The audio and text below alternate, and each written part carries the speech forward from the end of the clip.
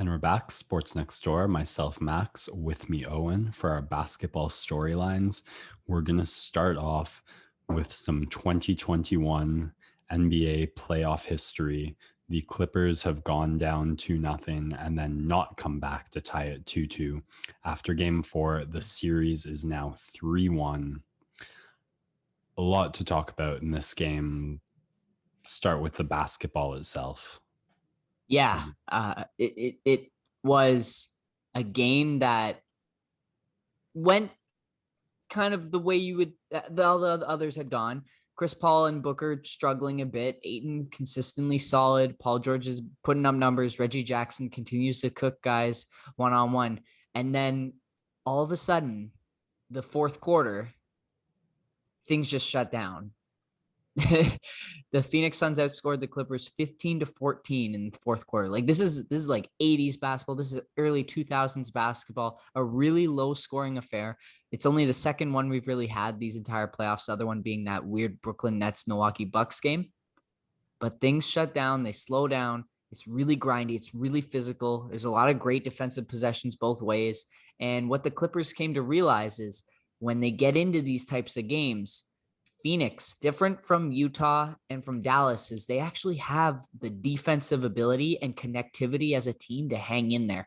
And the adjustments that the Clippers made against Utah, against Dallas in order to expose them, Phoenix has been a lot more flexible, and that is to the detriment of the Clippers. Obviously, still missing Kawhi is a big part of it, but they now are down 3-1 and very unlikely to see them win 3 in a row, 2 of which on the road. Yeah, it's one thing I'm hearing or seeing a lot is the Suns need to use Ayton more down the clutch when he's their consistently best player. But there for sure is that element where he is so effective because of the minimalist sparringness where he's used only in his most effective situations. But a game like that, it's got to be worth at least a couple tries as opposed to like ISO mid-range pull-ups if you've got an entire 8 minutes left to work. Yeah. Then the other thing I wanted to talk about is another game in this series where the last 2-3 minutes is just an unwatchable product for me, at least. Do you think some big changes need to be made to try and wholesale avoid these type of things? Or do you think it's such a climactic moment that people are going to watch it anyway? Like the hardcore fans are going to watch it anyway, and that's what carries this product. But I think the biggest change that needs to be made is they need to just be faster with replays. That's it. Is you can have replay, you can use replay, you can do all these things, but the decisions need to come way faster. The replay cannot be there for 5 minutes. You should be able to have guys actively watching replays of every play as it happens and call down and immediately give them the call. You don't have to let the refs make the call. You have plenty of other people who can make the call and it's in capable hands. So it should be, okay, this is being challenged. 30 seconds to the office, confirm, yes, that's a call. Okay, let's get back. It's not these 5 minutes where the refs are watching 16 different angles and it's like they make a decision, move on, and people are like, that's the biggest thing in my opinion. Yeah, it's the other parts are just the nature of the foul game to end it and the role that timeouts play in the thing, having like, okay, now we're going to break for a minute and a half before we see it tossed in and like a quick bucket and then another minute and a half break. Even the hardcore fans who watch it, I can't imagine there's many who enjoy watching it. Like, I think sports in general, save maybe for football, are at their best when they're fluid. And we've talked about what makes basketball an easier sport to analyze than hockey. And that is that it's a much more static sport than hockey with a lot more resets. Mm-hmm. But I think it would greatly benefit in terms of watchability to have some more changes made to make it a much more fluid game, because I'm hating these. What it will come down to is if there are, you talk about reducing the number of timeouts, which then not even reducing, just like but you don't need the minute and a half to. Yeah, it's in the playoffs. All the stoppages are just longer. That's just the way it's always been. More ad revenue, more whatever that. But the problem is if you shorten the breaks, it's actually more taxing on the players. And so what you're looking at perhaps is shortening the games. It's again, it comes down to that balance of money versus health versus product, right? Where if you're shortening the breaks that players have, if you're shortening the number of timeouts, if you're making the game more fluid, then that's really taxing on these players. Like you saw in game 7 of Bucks Nets, you saw in this game the physicality of the play, the fluidity, the amount of minutes that these guys are now playing. It affects product. There's less shot making. There's going to be more fouls. There's going to be there's going to be just more errors because people are fatigued. And so you put the risk of injury, you put the risk of a guy like Devin Booker fouling out. You have the risk of just injury from guys playing more minutes.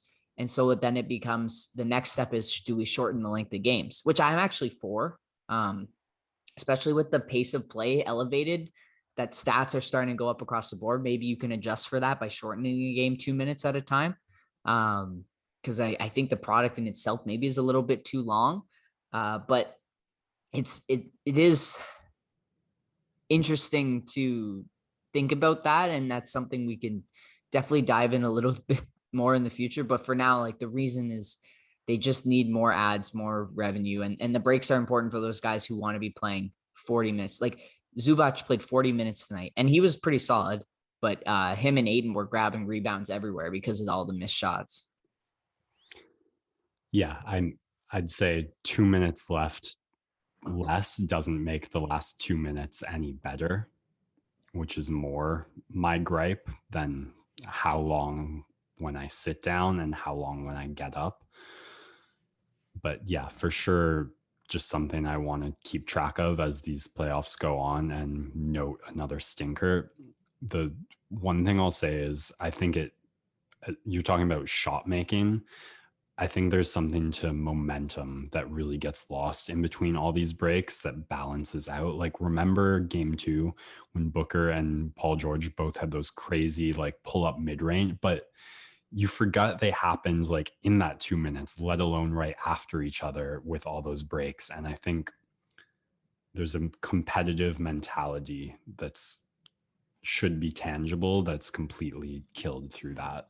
Game 2 was definitely an anomaly, but it is something that we could see more and more with the reviews and refs having to make really tight calls. The worry I have is one of the things that's so great about having the timeouts is you get to advance the ball, right? And that's what leads to those moments where guys, you just have a better chance of scoring late in games if you start at half so then if there's less timeouts, if there's more fluidity of the game, then in those late game situations, they have to go the full length of court. And it's just not as exciting. Like that's one of the reasons why they said you could advance it, because it gives the team a greater possibility of scoring and adding to that excitement. I guess that's the argument you can make that way. Yeah, it's good to know what you want to keep if you're going to try and change things. Yeah. The last thing I'll mention while we're talking about game 2 in this game and calls is I believe it was the Payne out of bounds, or like Payne was carrying it. It got knocked. It definitely went off Payne's hand last, but no video replay. And that's probably the only reason it goes Phoenix's way. Yeah, really, really bizarre that they don't do for that one like they did for the Booker call in game 2. Yeah, the Clippers, it it just, they had given that one up and they definitely should have had the opportunity to at least maybe tie this game. They're going to look back. If they lose this series, they're going to look back. There are quite a few moments where they should have had it. Of course, the Paul George missed free throws are the biggest, leading to the Ayton lob. But yeah, definitely some moments in this one where they came back. They were down big at halftime and they had the opportunity to really close it out. And just Reggie Jackson, Paul George, I think just the ISO and the big heavy minutes that they logged in this one, the type of game that ended up being, it got to them. They couldn't make the same shots that they're used to. And it came down to a battle of free throws. Phoenix actually doing something which I like and have advocated for a little bit more in recent years, where if you're up 3, foul, just don't even, and because these are the 2 best free throw shooting teams in the league, you're confident that you can play the free throw game just as well as the other team. So we foul them. Don't even give them the opportunity to tie. Trust that you're going to inbound the ball. It could get a little hairy, but Phoenix did it and was able to actually beat out the Clippers in the free throw game with a couple misses from Paul George again. And of course, some of the intentional ones contribute to that. Yeah, strategically, it makes a whole lot of sense. The last thing I want to say about this game was just a golden moment from Mike Breen. Clippers on a big run, crowd going crazy, and it pans up to the luxury suite, and Breen calls Kawhi Leonard going crazy right now, with Kawhi just in his complete monotonous state. It was a brilliant call by Breen there, and one of the reasons why he's the best right now in the game. And yeah, he's awesome. Can't wait for his finals calls, which we will be getting to shortly. Less than a week now, probably, until the NBA finals. Can you believe it?